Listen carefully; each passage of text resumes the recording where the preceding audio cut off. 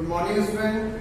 Today we continue the lecture that is based on microorganism. ठीक है, और microorganism का जो लेक्चर है उसी को आगे लेके चल रहे हैं। और माइक्रोऑर्गेनिज्म में किस चीज को अपन पहले डिस्कस किए, तो अपन बोलते हैं बैक्टीरिया को डिस्कस किए। ठीक है, तो बैक्टीरिया के प्रॉपर्टी को देख रहे हैं और उसी चीज को आगे जो है अपन कंटिन्यू कर रहे हैं। ठीक है, तो अपन स्टार्ट करते हैं बैक्टीरिया के बारे में। और बैक्टीरिया के बारे में कुछ थोड़ा सा देखें। ठीक है, फिर बैक्टीरिया के बारे में बैक्टीरिया हो जाएगा, फिर फंजाई वगैरह के बारे में, और फिर वायरसेज वगैरह के बारे में। तो आपको डिटेल से नॉलेज मिल जाएगा, तो आपको आइडिया लग जाएगा हाँ मतलब माइक्रो ऑर्गेनिज्म में क्या क्या है और क्या बेनिफिशियल एक्टिविटीज है और क्या हार्मफुल एक्टिविटीज है। ठीक है, तो बैक्टीरिया में अपन जो स्टार्ट कर रहे हैं बैक्टीरिया को। ठीक है, प्रीवियस लेक्चर में अपन बैक्टीरिया को देख रहे थे। बैक्टीरिया, तो मैं यहाँ पे हेडिंग डालूंगा बैक्टीरिया। आप हेडिंग नहीं डालेंगे, ऐसे ही मतलब कॉन्टिन्यूअस फॉर्म में लिखेंगे कॉपी में। ठीक है, तो प्रीवियस क्लास में बैक्टीरिया के बारे में अपन फोकस किए थे कि बैक्टीरिया किस ग्रुप का मेंबर है। तो अपन बोल रहे हैं मोनेरा का मेंबर है। किसका है? मोनेरा का। ठीक है, और मोनेरा में जितने भी प्रोकैरियोटिक ऑर्गेनिज्म है सबको मोनेरा में डाल दिया गया। और मोनेरा एक बड़ा सा ग्रुप है, उसको बोलते हो किंगडम। क्या बोल रहे हैं? किंगडम। ठीक है, तो मोनेरा के बारे में आपको समझ में आ रहा है कि मोनेरा एक ग्रुप है। ठीक है, जब 9th में जाएंगे तो बायोडायवर्सिटी पढ़ेंगे, तो उसमें हर एक किंगडम को अपन डिस्कस करेंगे। ठीक है, kingdom Plantae, kingdom Animalia, kingdom protista, kingdom fungi, kingdom Monera. ठीक है, इन लोगों को वहां पे डिस्कस करेंगे। तो यहाँ पे स्टूडेंट देखें बैक्टीरिया के बारे में, बैक्टीरिया का कुछ कैरेक्टर अपन जो है डिस्कस किए हैं। ठीक है, और एक पॉइंट लिखते हैं कि लार्जेस्ट बैक्टीरिया, इसको भी मेंशन कर लेंगे, लार्जेस्ट बैक्टीरिया। तो हायोमैग्रिटा नेमिबियंस उसका नाम है, हायोमार्गेरिटा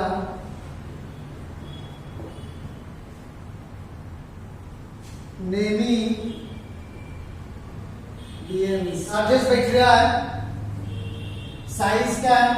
0.1 to 0.3 mm मिलीमीटर, या इसका सीधा सा मतलब होगा 100 to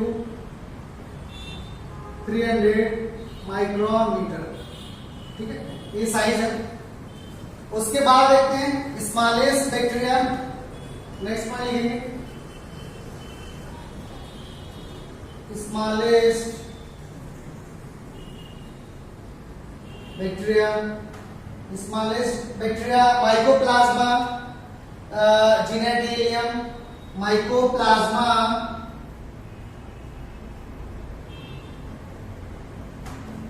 parasitic bacteria, mycoplasma genitalium, mycoplasma genitalium एक पैरासिटिक बैक्टीरिया है। ठीक है, इसका सबसे छोटा बैक्टीरिया है। ठीक है, इसका साइज क्या आंसर है? तो साइज इसका 200 to 300 नैनोमीटर। तो ये आप जो स्मॉलेस्ट बैक्टीरिया लार्जेस्ट बैक्टीरिया के बारे में थोड़ा सा समझें। ठीक है, बैक्टीरिया को अब इसके बाद बैक्टीरिया को डिवाइड करते हैं। शेप के बेस पे बैक्टीरिया को डिवाइड कर रहे हैं। शेप के बेस पे बैक्टीरिया कितने टाइप से हो सकता है वो देख रहे हैं। ठीक है, तो शेप के बेस पे बैक्टीरिया एनसीईआरटी के अकॉर्डिंग कितने टाइप का हो सकता है? तो 4 टाइप से हो सकता है बैक्टीरिया शेप के बेस पे। ठीक है, तो देखते हैं bacteria on the basis of shape,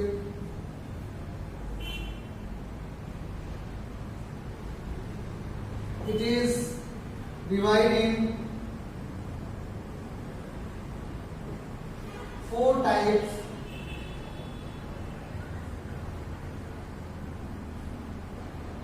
It is divided in 4 types. कौन कौन से टाइप्स हैं? तो देखेंगे, एक को तो corpus,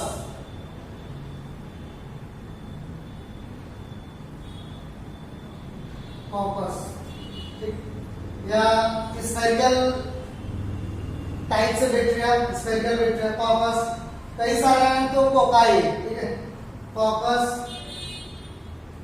next one is bacillus, rod like,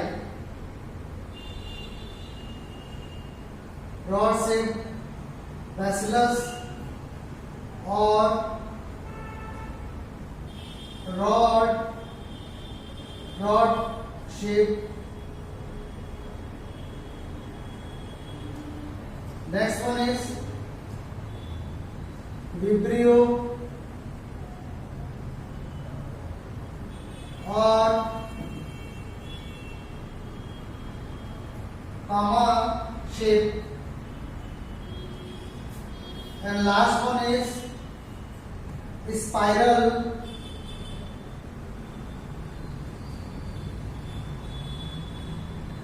shape bacteria.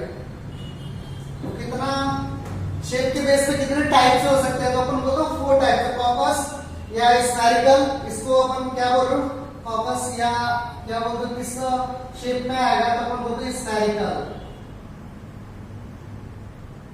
ठीक है, इतना क्लियर हो रहा। तो कॉकस या स्फेरिकल, बैसिलस या रॉड लाइक, विब्रियो या इसी को बोलते हो कॉमा लाइक, स्पाइरल शेप में बैक्टीरिया। ठीक है, कितने टाइप का 1 बाय 1 करके देख रहे हैं इन लोगों को। सबसे पहले किसको फोकस करेंगे, तो हेडी नाले के कॉकस शेप बैक्टीरिया या इसी को बोलते हो spherical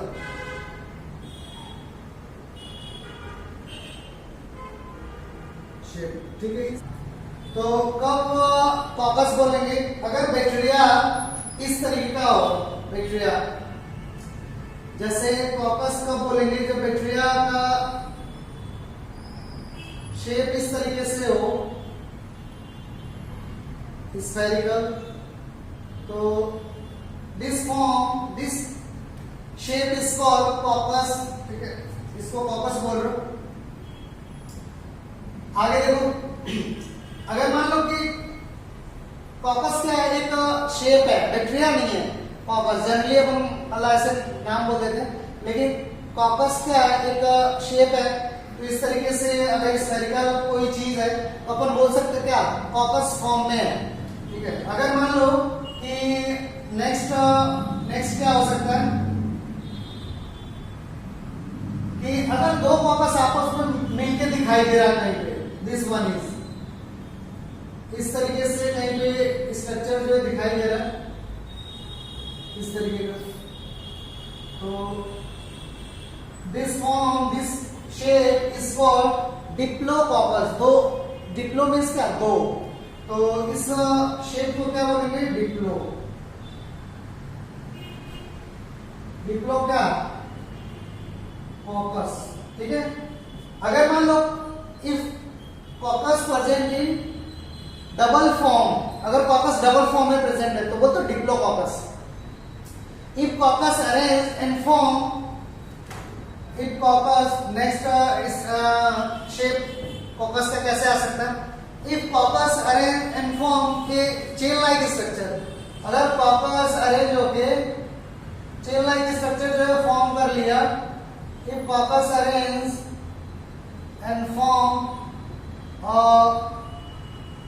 chain like structure, then this structure is called streptococcus. क्या बोल रहे हैं अपन, इस स्ट्रेप्टोकॉकस। क्लियर हो रहा है, स्ट्रेप्टोकॉकस। ठीक है, और क्या कॉकस का शेप हो सकता है, तो ये तो समझ में आ गया ना, कि coccus arrange in form chain like structure, then this shape is called streptococcus. ठीक है, अगर कॉकस बंच में अरेंज हो गया, ठीक है, और ग्रेप्स लाइक स्ट्रक्चर जो है फॉर्म किया, if coccus arrange in bunch form and form A grapes like structure, अगर कॉकस अरेंज हो गए, बंच में अरेंज हो गया और ग्रेप्स लाइक स्ट्रक्चर जो फॉर्म किया, then this structure is called Staphylococcus. Staphylo क्या caucus. If caucus arranged in bunch-like manner and form a grape-like structure, then this shape is called staphylococcus। ठीक है, क्या बोल रहा हूँ? स्टेफाइलोकॉकस। ठीक है, एक और अरेंजमेंट है, उसको सुन लो फाइनल। अगर मान लो कि कॉकस का जो नंबर है बंच में वो फिक्स हो गया, 8 to 64 हो गया, मतलब एकदम फिक्स नंबर है कि इस बंच में इतने सेल है, इतने कॉकस है। तो अपन अगर बंच का नंबर कॉकस का फिक्स्ड हो गया तो उस स्ट्रक्चर को अपन बोलते हैं सार्सिना। ठीक है, तो अगर इस तरीके का कोई स्ट्रक्चर है और if number of cocci is fixed in a bunch, अगर कॉकस का नंबर जो है फिक्स्ड हो गया, ठीक है, इस तरीके का कॉकस का नंबर कहीं पे फिक्स्ड हो गया तो इस स्ट्रक्चर को, और फिक्स्ड में कितना कॉकस होगा 8 to 64। तो दोनों में डिफरेंस क्या है, यहाँ पे कोई नंबर फिक्स्ड नहीं है और यहाँ पे क्या नंबर फिक्स्ड हो गया। अगर कॉकस का बंच में नंबर फिक्स्ड हो गया तो उस शेप को अपन बोलेंगे सार्सिना। तो this one is sarcina. Sarcina is also a shape that is reported in some bacteria like Methanosarcina। अभी अपन एग्जांपल अपन कर देंगे। ठीक है, तो इतना क्लियर हो गया आपको। ये तो सिंपल सा है कि कौन कौन सा शेप जो है फॉर्म हो सकता है। अगर ऐसे है तो स्फेरिकल है कॉकस, दो जुड़ गए डिप्लो। अगर if several coccus join and form a chain-like structure, then it's called streptococcus। Next, if coccus arrange and form a grape-like structure, then it's called staphylococcus। If number of cocci that present in a bunch is fixed, 8 to 64, 8 भी हो सकता है, 9 भी हो सकता है, मतलब fixed है, तो उस स्ट्रक्चर को बोलते हो सार्सिना। क्या बोलेंगे? सार्सिना। ठीक है, तो इतना आपको क्लियर होगा। और इसके बारे में थोड़ा सा देखते हैं।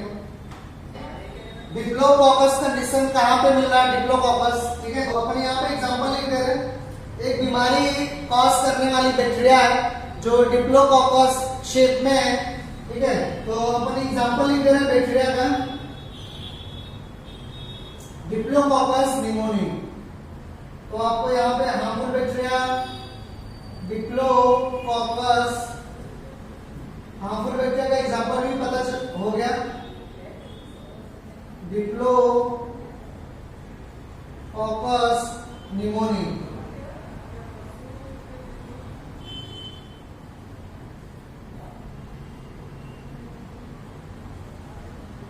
डिप्लोकॉकस क्या? निमोनी। और डिप्लोकॉकस निमोनी क्या कॉज करता है? तो diplococcus pneumoniae causes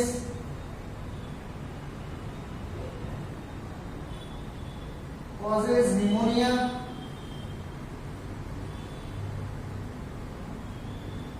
pneumonia cause करता है। और डिप्लोकॉकस निमोनी क्या कॉज करता है? निमोनिया। और डिप्लोकॉकस निमोनी किस शेप में है? तो अपन बोलते हैं कॉकस लाइक, मतलब स्फेरिकल शेप में है। ठीक है, तो डिप्लोकॉकस क्या है? बैक्टीरिया का नाम नहीं है, एक शेप है। लेकिन इन जनरल वे में जो है कई लोग बोलते हैं डिप्लोकॉकस बैक्टीरिया से। ठीक है, तो डिप्लोकॉकस क्या है? शेप है। रियल में बैक्टीरिया का नाम क्या हुआ? डिप्लोकॉकस निमोनी, ये बैक्टीरिया का नाम है। और ये क्या बीमारी कॉज कर रहा है? तो अपन बोलते हैं निमोनिया। ठीक है, तो इस तरीके का बैक्टीरिया डिप्लोकॉकस निमोनी। उसके बाद स्ट्रेप्टोकॉकस का एग्जांपल क्या हुआ? स्ट्रेप्टोकॉकस। तो स्ट्रेप्टोकॉकस भी निमोनिया कॉज करता है, चेन लाइक बैक्टीरिया है, तो अपन बोलते हैं स्ट्रेप्टोकॉकस। ठीक है, इसको हटा दोनों को, स्ट्रेप्टोकॉकस पॉइंट लिखेंगे। If caucus arrange and form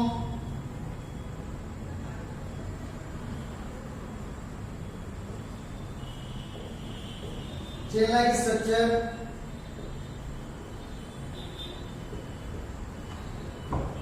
then this shape is called streptococcus. Streptococcus क्या? कॉकस. कब बोलेंगे? जब कॉकस चेन लाइक मैनर में अरेंज हो गया, देन इट्स कॉल्ड स्ट्रेप्टोकोकस. ठीक है. और इसका एग्जांपल क्या होगा? स्ट्रेप्टोकोकस का एग्जांपल क्या आएगा?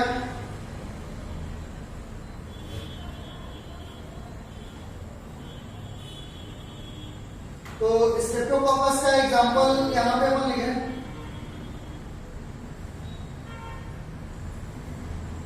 स्ट्रेप्टोकोकस.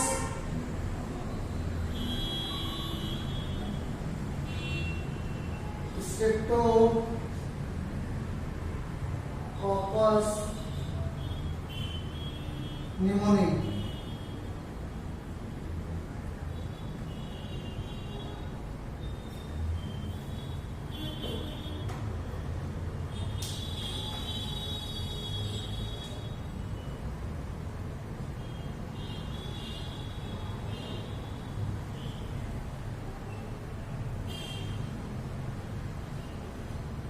ठीक है. तो इतना क्लियर हुआ स्ट्रेप्टोकोकस का मींस क्या हुआ. ठीक है. चेन लाइक स्ट्रक्चर और एबी निमोनिया बैक्टीरिया कॉज कर रही है. ठीक है. एक तो क्या कौन सी बीमारी कॉज कर रही है? निमोनिया. ठीक है. स्ट्रेप्टोकोकस ये आपको समझ में आ गया. और बैक्टीरिया कहीं पे भी मिल सकता है. ठीक है. कॉस्मोपॉलिटेंट है, ओमनी प्रेजेंट है, अपन प्रीवियस क्लास में किए. ये हो गया स्ट्रेप्टोकोकस के बाद. नेक्स्ट अपन देख रहे हैं staphylococcus. If coccus arranges in bunch-like manner, in bunch, and if coccus arrange in bunch and form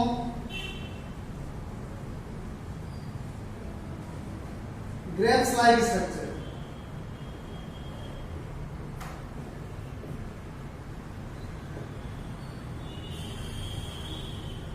Then it's called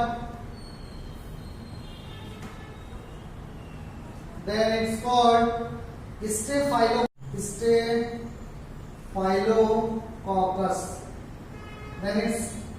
Then it's called Staphylococcus.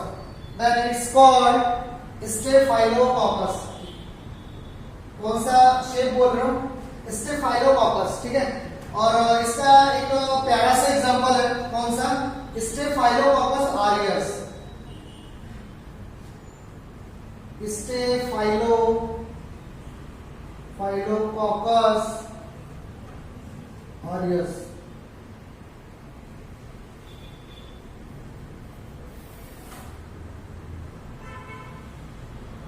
Staphylococcus क्या? ऑरियस. स्टेफाइलोकोकस ऑरियस की कहानी है कि हम लोग के जनरल बॉडी सरफेस पे present है. ठीक है. हम लोग के नॉर्मल बॉडी सरफेस पे हर जगह प्रेजेंट है. और स्टेफाइलोकोकस ऑरियस वहीं पे रह सकता है जहां पे साल्ट कंसंट्रेशन ज्यादा है, NaCl ज्यादा है. तो हम लोग के बॉडी के ऊपर NaCl का मतलब NaCl निकलता रहता है सीबेसियस ग्लैंड से. तो NaCl वगैरह जो है हम लोग के स्किन के ऊपर है. और आप स्किन को मतलब टेस्ट करके देखेंगे, चाटेंगे तो आपको साल्टी लगेगा. ठीक है. अगर किसी को मतलब जो एक्सपेरिमेंट करना है कि हाँ मतलब देखिए कैसा लग रहा है तो करके देख सकते हैं, साल्टी लगेगा. तो हम लोग के बॉडी के ऊपर कौन सी बैक्टीरिया प्रेजेंट है? Staphylococcus aureus. स्टेफाइलोकोकस ऑरियस किस फॉर्म में, किस शेप में प्रेजेंट रहता है? तो अपन बोलते हो ग्रेप लाइक मैनर में अरेंज होता है. ठीक है. और स्टेफाइलोकोकस ऑरियस ह्यूमन बींग्स के होल बॉडी सरफेस पे प्रेजेंट है. ठीक है. क्यों? क्योंकि यहाँ पे साल्ट कंसंट्रेशन ज्यादा है. और उस कंसंट्रेशन पे केवल कुछ बैक्टीरिया जो है सर्वाइव कर सकती है. ठीक है. दूसरी बैक्टीरिया नहीं सर्वाइव कर सकती है. स्टेफाइलोकोकस ऑरियस ऐसी बैक्टीरिया जो सर्वाइव कर रही है. अगर इस बैक्टीरिया को आपको लैब में ग्रो कराना है तो क्या करेंगे? कल्चर मीडिया बनाएंगे प्लेट में और यहाँ से एक कॉटन लेंगे. कॉटन को कोई रॉड लाइक स्ट्रक्चर होगा, ठीक है, या लूप होगा, कॉटन को इस रॉड लाइक स्ट्रक्चर पे रैप कर देंगे और सबसे पहले इस कॉटन को NaCl में डिप करेंगे। कहां पे डिप करेंगे? NaCl में, ठीक है, और कॉटन के ऊपर NaCl लग जाएगा। फिर यहां से बैक्टीरिया ऐसे लेकर के आप जो प्लेट है कल्चर मीडिया उसमें इस तरीके से जेंटली आप स्टिक कर सकते हैं, ठीक है। तब बैक्टीरिया यहाँ से यहाँ पे आपको कुछ दिन के मतलब 24 आवर्स के बाद जो है आपको दिखाई देगी पेटी प्लेट में, ठीक है, और उसको लेकर के आप जो आइडेंटिफाई कर सकते हैं किस शेप में बैक्टीरिया है, तो आपको पता चल जाएगा, ठीक है। तो ये तो एक्सपेरिमेंटल जो है बातें हो गई, लेकिन कहने का मीन्स है कि हम लोग के बॉडी के ऊपर जो प्रेजेंट है कौन सी बैक्टीरिया? स्टेफाइलोकोकस ऑरियस, ठीक है।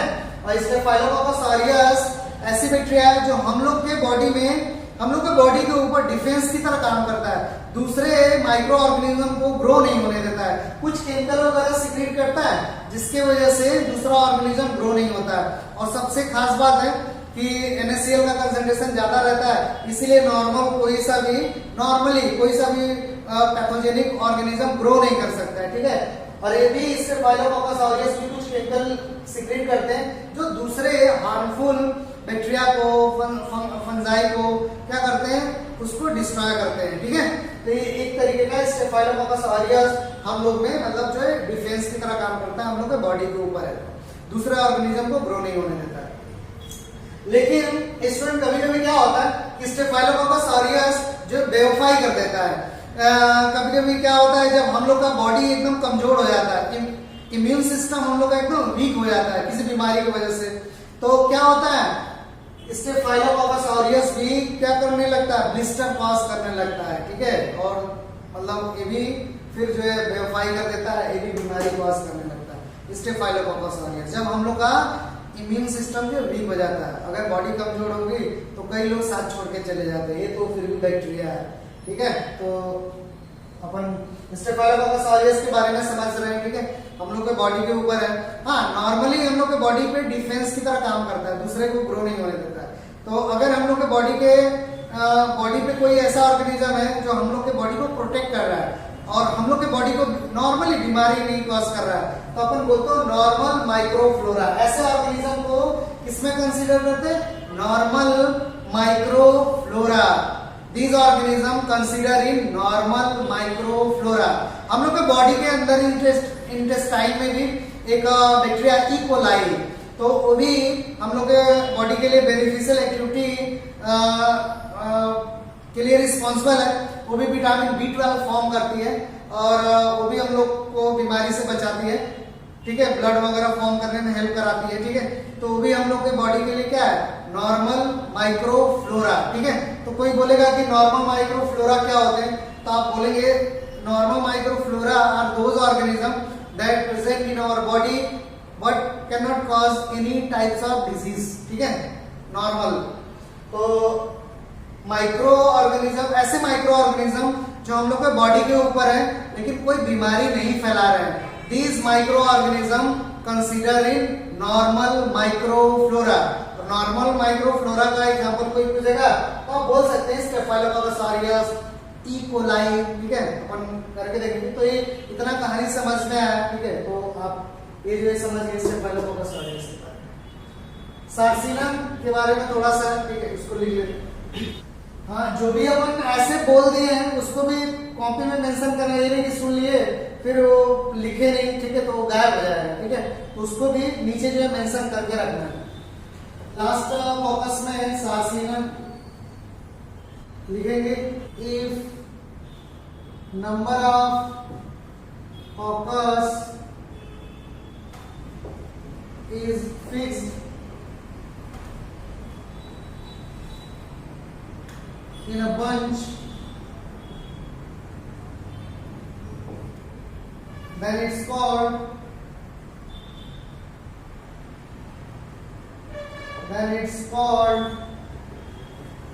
सार्सिना।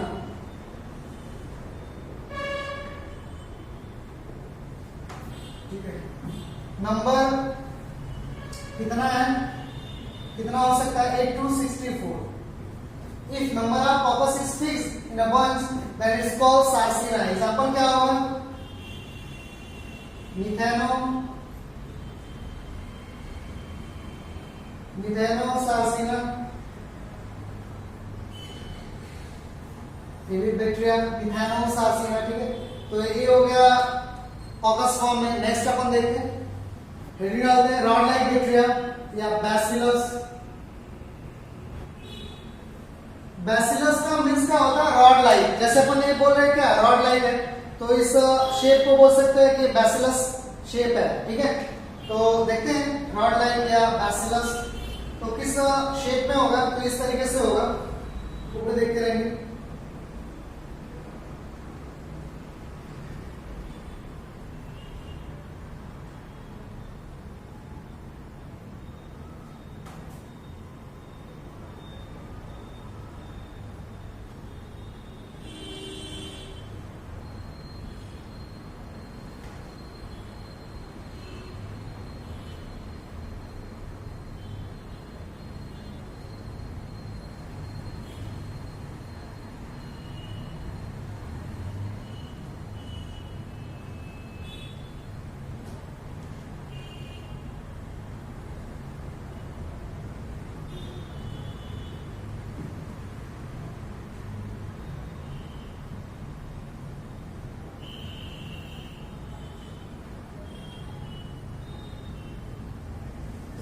इस तरीके का बैक्टीरिया है, ठीक है। तो this one is bacillus, rod like bacteria, bacillus.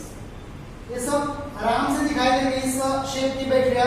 जब कर्ड वगैरह को आप कर्ड का थोड़ा सा पार्ट स्लाइड पर रख के माइक्रोस्कोप से देखेंगे 100x में, तो आपको इस शेप में बैक्टीरिया दिखाई देगा, रॉड लाइक बैक्टीरिया। तो इसको बोलते हैं बैसिलस, अच्छे से दिखाई देगा, ठीक है। बैसिलस, अगर दो बैसिलस आपस में जुड़े हैं, इसका भी एक कंडीशन है, इफ टू बैसिलस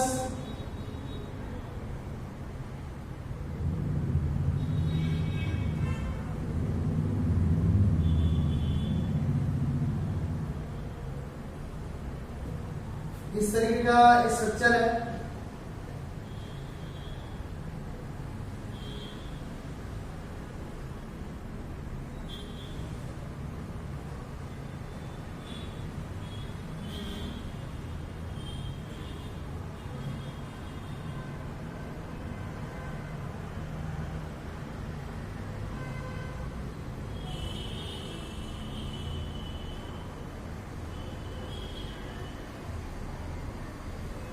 इस तरीके का है।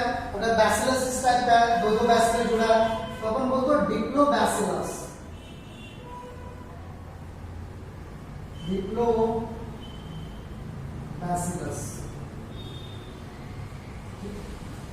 डिप्लोबैसिलस समझ में आएगा। और कुछ बैसिलस जुड़ के चेन लाइक स्ट्रक्चर भी फॉर्म कर देते हैं। Some bacillus form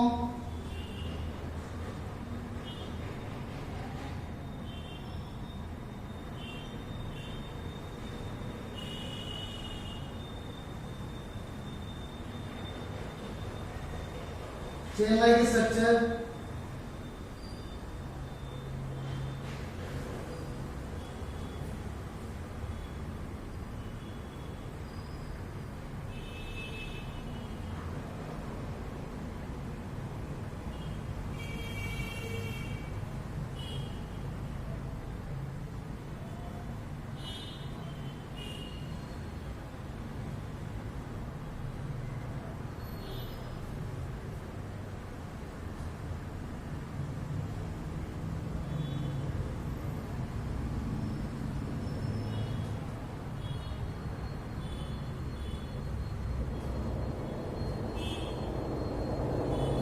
Some bacillus form chain-like structure, then it's called streptobacillus. Streptobacillus. स्ट्रेप्टोबैसिलस इस तरीके का स्ट्रक्चर है, ठीक है। तो स्ट्रेप्टोबैसिलस या डिप्लोबैसिलस कहाँ पे मिल रहा है, तो अपन बोलते हैं कर्ड में मिल रहा है, ठीक है, दही में मिल रहा है इस तरीके का। तो आपके सामने कौन सा टाइप का रॉड लाइक बैक्टीरिया है, तो बोलते हो बैसिलस। डिप्लोबैसिलस के फॉर्म में भी हो सकता है, और स्ट्रेप्टोबैसिलस के फॉर्म में भी बैक्टीरिया जो है प्रेजेंट होता है, ठीक है। एक तो बैसिलस के बारे में लिखते हैं कुछ पॉइंट, ठीक है, पॉइंट करके लिखेंगे।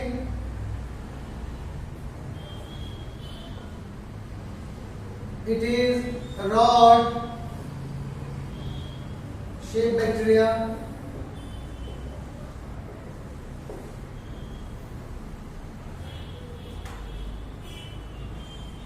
if two bacilli, if two bacillus join together, then it form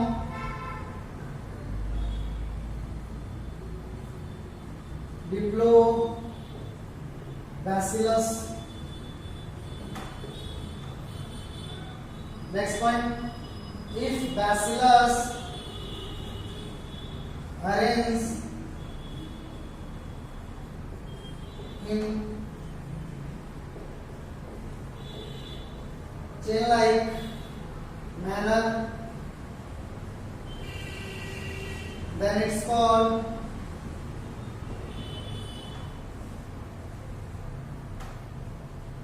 Streptobacillus.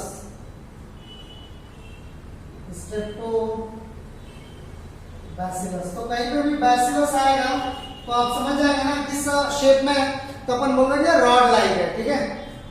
तो नेक्स्ट पॉइंट लिखेंगे,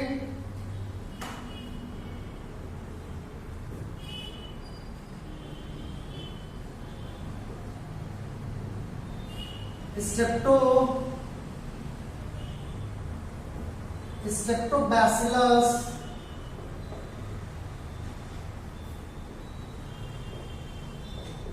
रिपोर्टेड इन कॉर्ड।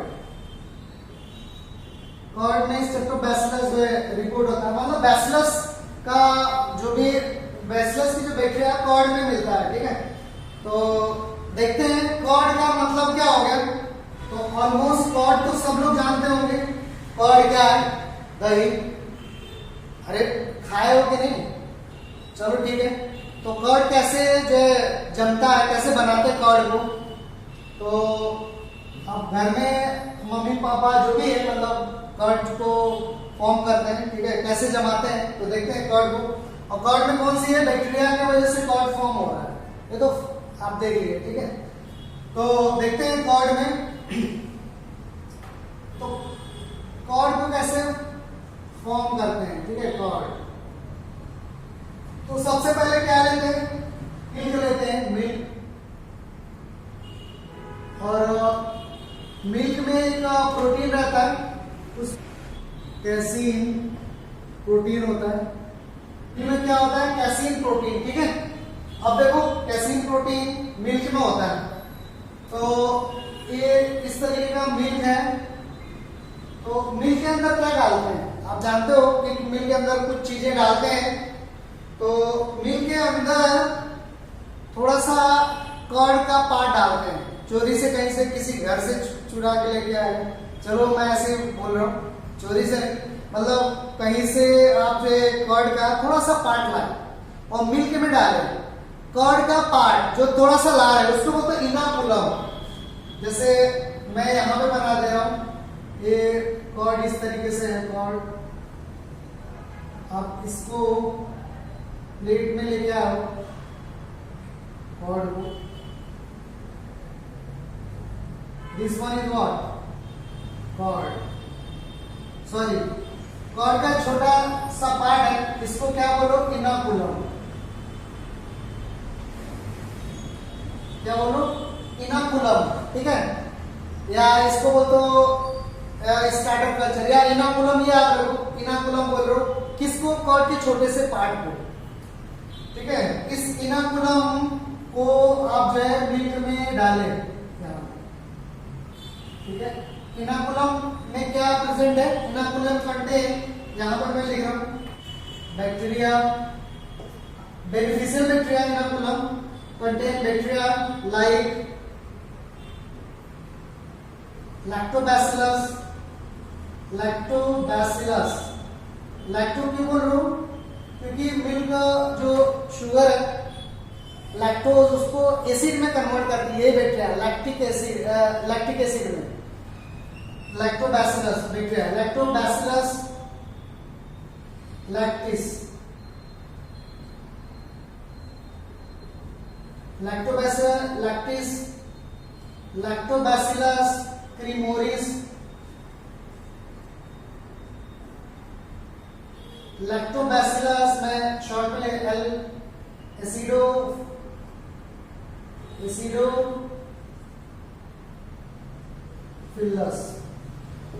तो एक कुछ बैक्टीरिया जो इंपॉर्टेंट है इनोकुलम में रहती है जो मिल्क के कैसीन प्रोटीन को कोगुलेट करती है, ठीक है। तो इनोकुलम डाल दिए मिल्क में तो क्या होगा casein protein become coagulated casein protein become coagulate casein protein क्या हो जाता है coagulate curd formation take place. इतना क्लियर हुआ कि इनोकुलम जैसे डाले कैसीन प्रोटीन बिकम कोगुलेट और and curd formation take place और इस तरीके से कर्ड फॉर्म हो जाता है। मींस कर्ड फॉर्मेशन के लिए रियल में क्या डालना पड़ता है इनोकुलम में क्या है बेनिफिशियल बैक्टीरिया कौन सा lactobacillus lactis lactobacillus cremoris lactobacillus acidophilus, ठीक है। तो कहानी ये है कि इस इनोकुलम में कोई जरूरी नहीं कि तीनों के तीनों बैक्टीरिया है, ठीक है। कोई सा भी बैक्टीरिया आ सकता है इनोकुलम में आप पूछ के थोड़ी ला रहे हैं यार ये आना लैक्टोबैसिलस लैक्टिस आना चाहे एसिडोफिलस आना, ऐसा नहीं आप कहीं से लाया उसको डाल दिए, ठीक है। अगर लैक्टोबैसिलस लैक्टिस इनोकुलम में ज्यादा आ रहा है तो जो कर्ड फॉर्म होगा उसका टेस्ट कैसा रहेगा खट्टा ज्यादा रहेगा सॉर इन टेस्ट ज्यादा खट्टा रहेगा। और अगर उस इनोकुलम में एसिडोफिलस बैक्टीरिया ज्यादा आई तो क्या होगा स्वीट इन टेस्ट होगा कर्ड का टेस्ट कैसा होगा स्वीट इन टेस्ट, ठीक है। तो एक इनोकुलम में कौन सी बैक्टीरिया प्रेजेंट है उस पर डिपेंड करता है कि कर्ड किस टाइप का होगा खट्टा होगा मीठा होगा, ठीक है। इस बैक्टीरिया पे डिपेंड करता है। नहीं तो कभी कभी कोई मतलब जो कर्ड को फॉर्म करता है तो बोलते हैं उसके हाथ का दही मतलब ठीक नहीं हुआ उसके हाथ का मीठा होता है उसके हाथ का खट्टा होता है वो हाथ का कुछ फर्क नहीं पड़ता है। इनोकुलम में कौन सी बैक्टीरिया आई है उस पर डिपेंड करता है कि जो कर्ड फॉर्म होगा वो रियल में कैसा होगा मीठा होगा या खट्टा होगा, ठीक है। तो इतना क्लियर हो गया आपको कर्ड में बैक्टीरिया और कर्ड कैसे फॉर्म हुआ ये सब जो है आपको समझ में आ गया। तो अगर कोई बोलेगा बेनिफिशियल बैक्टीरिया का नाम बताओ तो क्या बोल सकते हैं लैक्टोबैसिलस लैक्टिस लैक्टोबैसिलस क्रीमोरिस एसिडोफिलस यानी कि कहां पे यूज हो रहा है कर्ड फॉर्मेशन में कहां पे कर्ड फॉर्मेशन में, ठीक है। ये क्लियर हुआ आपको। रॉड शेप हो गया दूसरा कौन सा शेप देखते हैं रॉड लाइक हो गया। Next one is comma shape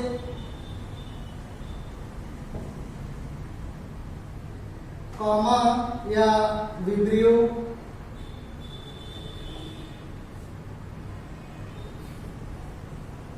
इस तरीके का बैक्टीरिया प्रेजेंट होता कॉमा लाइक।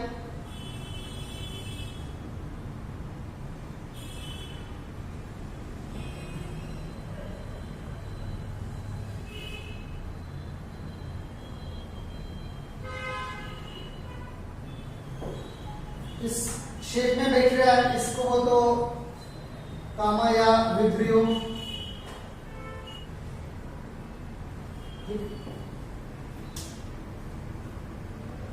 लिखेंगे point this bacterial shape is comma like so it's called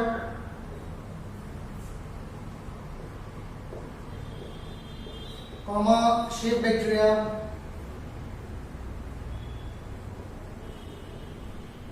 or vibrio, ठीक है। एग्जाम्पल क्या होगा एग्जाम्पल तो कॉमा लाइक अगर इस तरीके से बैक्टीरिया रहेगा तो एग्जाम्पल क्या होगा विब्रियो कॉलेरी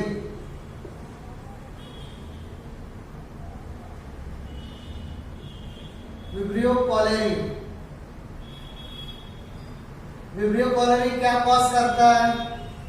कॉजेज कॉलेरा।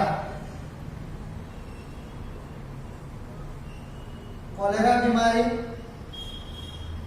ठीक है। विब्रियो कॉलेरी कॉलेरा बीमारी कॉज करता है जिसमें वोमिट और डिसेंट्री टाइप का कंडीशन होता है। और बैक्टीरिया जो विब्रियो कॉलेरी है एक टॉक्सिन, कॉलेरा टॉक्सिन करके केमिकल वो निकालती है जिसके वजह से डिहाइड्रेशन वगैरह होने लगता है कॉलेरा में, ठीक है। गर्मी के टाइम पे होता है, ठीक है, कॉलेरा। और बैक्टीरियल डिजीज है विब्रियो कॉलेरी। और विब्रियो कॉलेरी क्या होता है? इस तरह कॉलेरा, ठीक है। Last one is spiral shape. Spiral shape, spiral shape में इस तरीके से बैक्टीरिया जो है प्रेजेंट रहती है।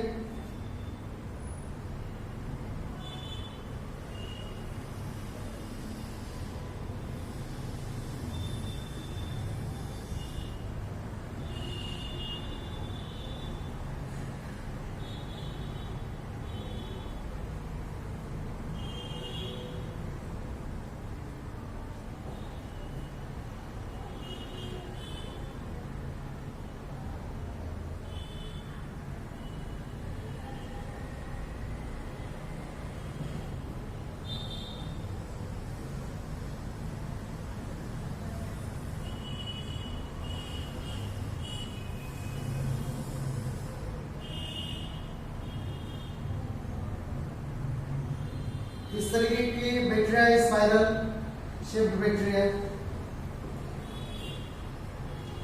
तो लिखेंगे इसको पॉइंट करके, spiral shape is also reported in bacteria. Example कहाँ होगा स्पाइरल शेप बैक्टीरिया का? तो स्पाइरिलम, स्पाइरिलम पोलुटेंस और हेलिकोबैक्टर पाइलोरी। हेलिकोबैक्टर पाइलोरी सबसे इंपॉर्टेंट है। हेलिकोबैक्टर पाइलोरी, हेलिकोबैक्टर पाइलोरी क्या कॉज कर रहा है? तो पेप्टिक अल्सर कॉज कर रहा है। Helicobacter pylori causes peptic ulcer. Peptic ulcer एक जो बीमारी है, गैस्ट्रिक प्रॉब्लम है, ठीक है, गैस वगैरह बनता है। और पेप्टिक अल्सर इसको कभी कभी अपन जो है पेप्टिक कैंसर भी बोलते हो, ठीक है, या स्टमक कैंसर भी बोलते हो। पेप्टिक अल्सर को क्या कभी कभी क्या बोलते हो? स्टमक कैंसर भी बोलते हो, ठीक है। और पेप्टिक अल्सर लास्ट स्टेज है पेप्टिक अल्सर और काफी पेनफुल जो कंडीशन है। स्टमक में हेलिकोबैक्टर पाइलोरी बैक्टीरिया जो प्रेजेंट रहती है स्टमक में, और वहां पे क्या करती है? स्टमक में हेलिकोबैक्टर पाइलोरी बैक्टीरिया प्रेजेंट है। तो स्टमक का पीएच कैसा रहता है? तो अपन बोलते हैं एसिडिक। तो क्वेश्चन ये हुआ कि सर हेलिकोबैक्टर पाइलोरी बैक्टीरिया तो मतलब एकदम कम पीएच रहता है, मतलब अप्रॉक्स 1 के अप्रॉक्स पीएच रहता है स्टमक का, मतलब हाईली एसिडिक कंडीशन।